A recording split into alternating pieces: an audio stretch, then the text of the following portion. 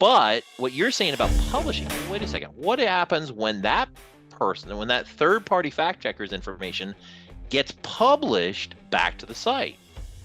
Well, that means that big tech is actually involved in the content provision of that information. They not only paid for it to be it created, but they're developing that information as well.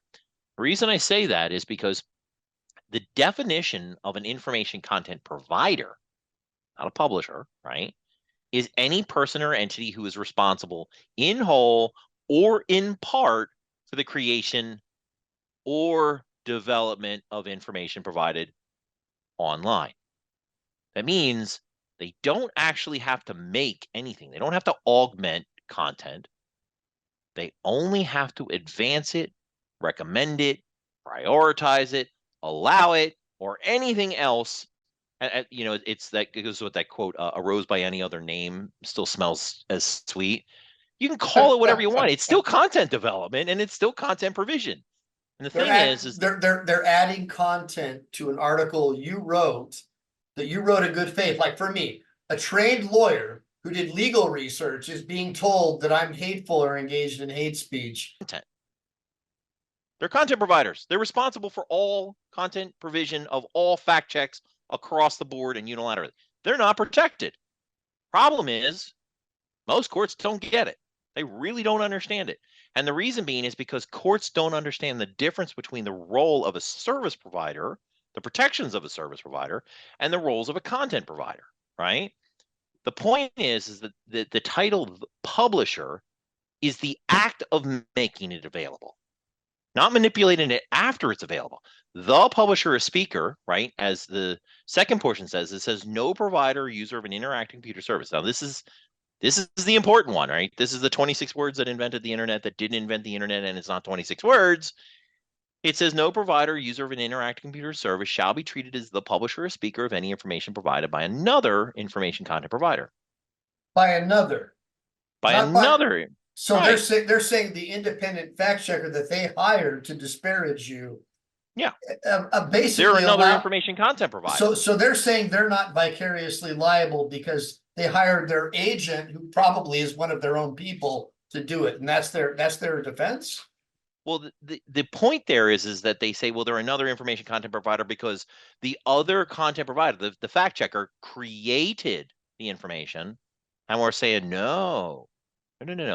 They're responsible in part for developing that information.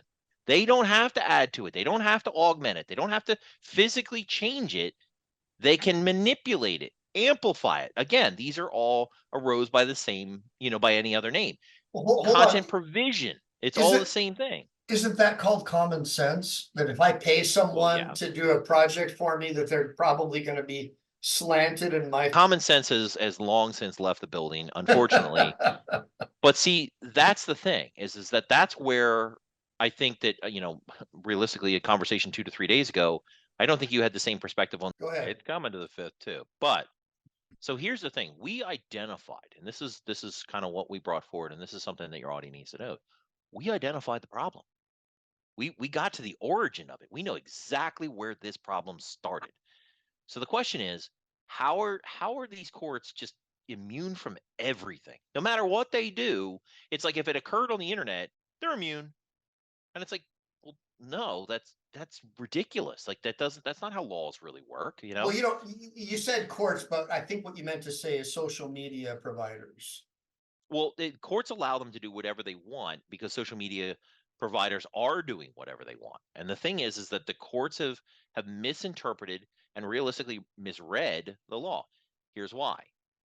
That first portion of the law, the first portion of the law that I just explained, no provider, user of an interactive computer service shall be treated as the publisher or speaker of any information provided by another, was misread. They read it as a publisher or speaker. Distinguish that for us between a and the for our audience. So it seems, I love when I get involved in the arguments with the trolls and they say, well, that's just semantics. No, that's the way the law is supposed to be read. The is what's called a definite article. We know who the publisher or speaker is.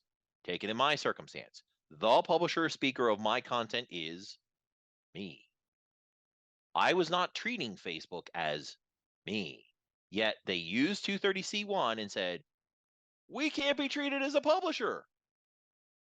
Well, yeah, you can actually be treated as a publisher, which is an indefinite publisher. We don't know who that one is. That could be a secondary one. You only can't be treated as the publisher or speaker who's the original publisher.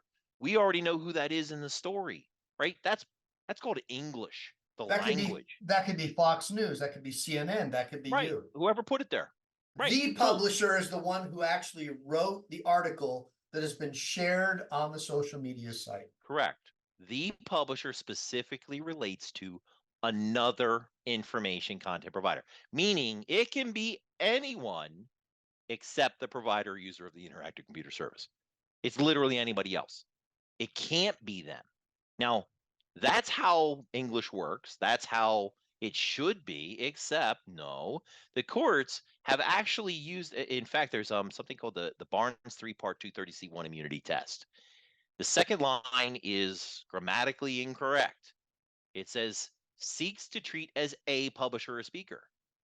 Well, that converts it from who the publisher or speaker can't be treated as into what the publisher or speaker can't be treated And as. that's an actually accepted test by a court. That is and was the accepted test, except for what? Guess what happened? The Fourth Circuit Court in a Henderson versus Public Data changed the test unwittingly. They didn't even know that they got it right, but the test now reads grammatically correct, and it changes the outcome of the test. Like, and people go, oh, again, back to the troll. Oh, it's just semantics. Well, let's put it this way. If you take the S off of she, it changes its gender, doesn't it? One letter. Now imagine changing an entire definite article to an indefinite article. You change the meaning of the sentence. You change the law. They call that legislating from the bench. So that's where it started. And some courts have gotten it right. Some courts have gotten it wrong because contextually, all of these decisions, they kind of blend together and make a big mess out of 2.5 decades worth of bad precedent. And we're saying, whoa, wait a second. I call that word salad, by the way. It is word salad. And big tech wants that to be the case. They do not want judges to understand that. They don't want the public to understand. And that's actually how we met. There are people that I believe are paid to come out. If you mention Section 230, internet law, or anything else in between, they attack you. And of course, they attacked an attorney here.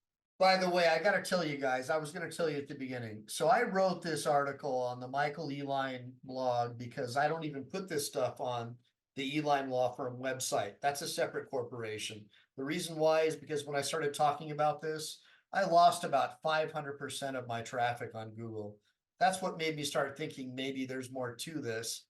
So what I noticed is as soon as I put up an article about Section 230, within about a couple of seconds, all of these trolls started hitting me up, calling me goober, telling me I don't know the law. The way they wrote was identical to like factcheck.org or PolitiFact. And I knew from my experience and all my friends who used to work for Google before they got fired because they thought that they had a lifelong job until they trained the algorithm, they got fired. Mm-hmm. I knew that there was something more to this. And I know that the algorithm blacklists and graylists people. And then I started thinking to myself, wait a minute, what the heck is going on? These guys write exactly like guys at PolitiCheck or Fact Check, whatever they call it, or the guys. Unfortunately, some of those 70 to 80-year-olds, they're not doing the job. They don't understand this. So the clerks are running interference and screwing this up permanently, right? So here we are in this circumstance. We've now identified where the grammatical error occurred, right? This happened 2.5